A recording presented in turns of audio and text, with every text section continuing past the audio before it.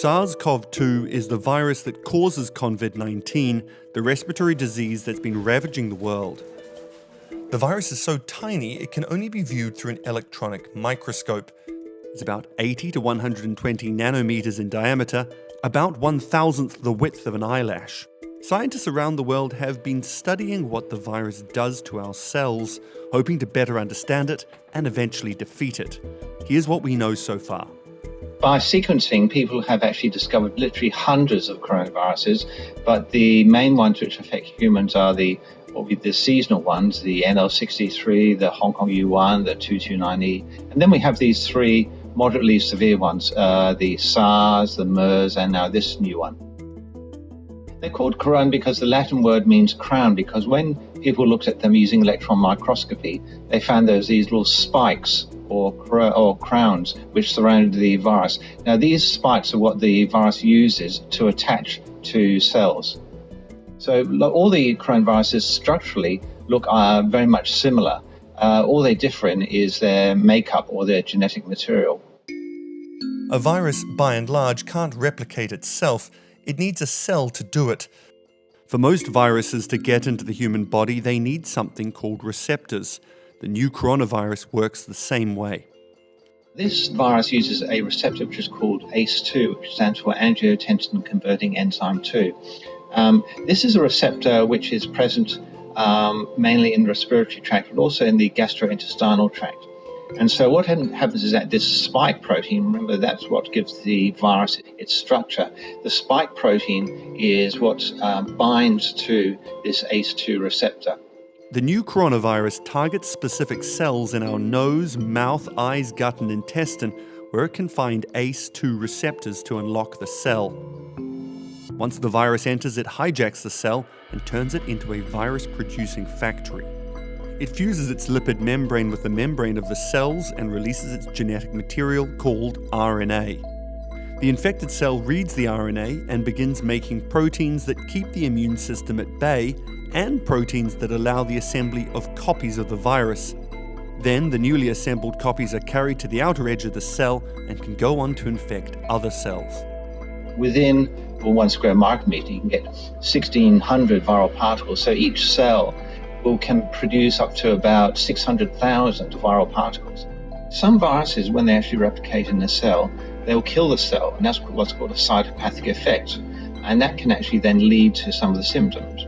But what we've found is that this virus is not very toxic or it doesn't cause that much of a cytopathic effect for a long period.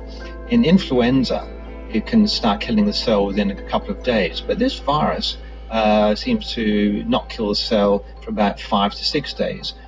And this means that the patient may then be having virus replication, but because it's not killing the cell, there can be very few clinical symptoms. And that's why it's been found that what's called the asymptomatic carriers. But as the infection progresses, many patients develop typical flu symptoms like fever, dry cough, and tiredness, as well as atypical symptoms like a loss of smell and taste. This is the immune system fighting to clear the virus. When the infected person coughs or sneezes, virus-containing droplets can be emitted on nearby people and surfaces. The coronavirus can survive on different surfaces for several hours to several days, but it's vulnerable and easy to kill. So many of the common alcohols and the bleaches, they can alter the pH and alter the surface or the outside of this virus, which is basically able to disrupt the envelope, therefore not making it infectious. And then there is the environment.